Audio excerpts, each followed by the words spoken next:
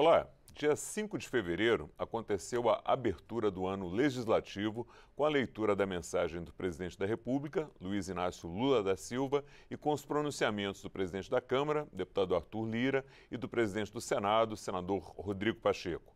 Nos pronunciamentos foram elencadas as prioridades de cada um dos presidentes para este ano.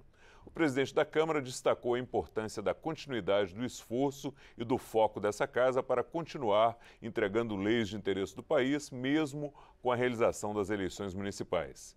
E para conversar sobre as prioridades do governo e do legislativo para este ano, eu recebo o deputado Romero Rodrigues, do Podemos da Paraíba, que é o novo líder do partido aqui na Câmara. Eu sou Fernando Gomes e este é o Palavra Aberta. Deputado, seja muito bem-vindo. Obrigado por estar aqui com a gente conversando no Palavra Aberta.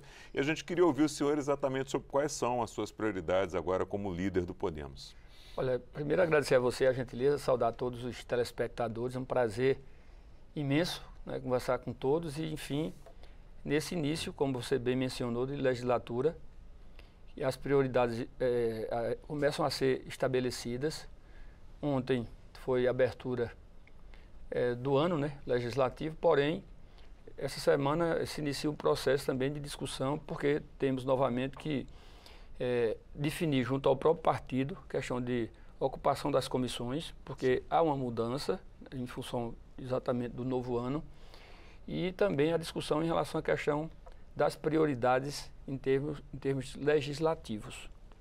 Eu conversei ontem, como também novamente hoje, com o presidente da Câmara, que tem buscado, junto ao conjunto dos líderes, estabelecer algumas prioridades, entre as quais tem a questão da reforma administrativa, que foi citada por ele, inclusive, na abertura exatamente do ano legislativo, como também projetos novos que são prioridades do próprio governo.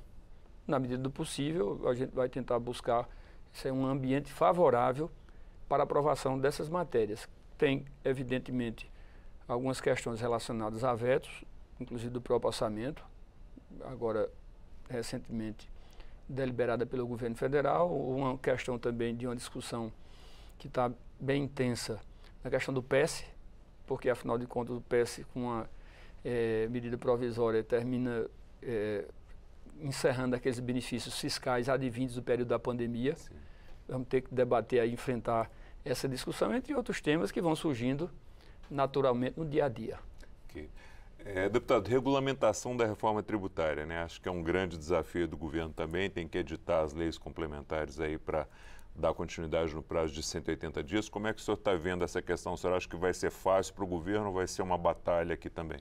Hoje estava previsto uma reunião com o ministro Haddad e depois ocorreu que houve uma alteração, não sabemos ainda a nova data. Então, convocando todos os líderes para a gente iniciar esse processo de debate e de discussão. Claro que a reforma tributária foi uma conquista, um avanço super importante em 2023.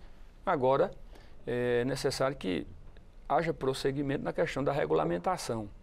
Então não há consenso ainda em torno do que vai ser discutido em torno da regulamentação, né?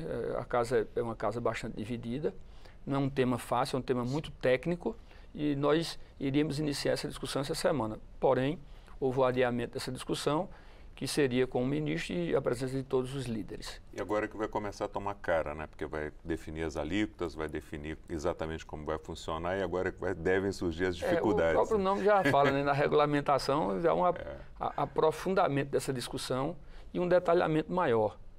O conjunto, quando nós votamos a reforma tributária, o tema é complexo e é muito amplo.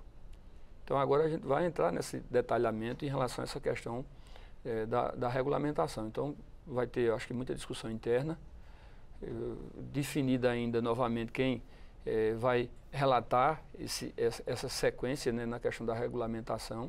É uma responsabilidade muito grande e, como líder, na realidade, nós temos que fazer talvez um acompanhamento mais minucioso desses detalhes para poder entregar o que for melhor à população. Deputado, a gente mencionou aqui a fala do presidente Arthur Lira, né? Ele falou na regulamentação da reforma tributária, que a gente acaba de comentar, a reforma administrativa que o senhor citou, pauta verde e regulamentação sobre inteligência artificial. Tem um tema muito importante também, que são as desonerações tributárias, né? Que consomem aí mais de 300 bilhões por ano e que ninguém está querendo discutir muito. Como é que o senhor se posiciona em relação a isso aí? A questão da desoneração, ela, na realidade, tinha sido votado ano passado, de folha, né, de vários segmentos da sociedade, principalmente o setor produtivo, o setor econômico. E já no finalzinho do ano houve a surpresa de uma nova medida provisória. E está, inclusive, na dúvida de verificar a questão da segurança jurídica disso. E o Congresso vai ter que se debater sobre esse tema, se aprofundar. A medida provisória tem tempo de validade também. E ainda tem essa dúvida, né, em relação à questão da segurança jurídica, como falei, porque, afinal de contas, tinha sido uma PEC que foi votada na Câmara, no Senado e promulgada. Então, agora aguardar o que é que vai acontecer após essa novidade que, de certa forma, pegou todo o Congresso de surpresa. Eu vejo que os segmentos econômicos estão se mobilizando em torno dessa questão. Há, de certa forma, uma pressão externa para dentro do Congresso Nacional, com o setor produtivo, e aí vamos ter que tentar. Não houve ainda uma reunião de líderes em relação a esse tema, mas provavelmente nas próximas semanas nós vamos ter que iniciar um processo já de discussão para nova definição dessa matéria.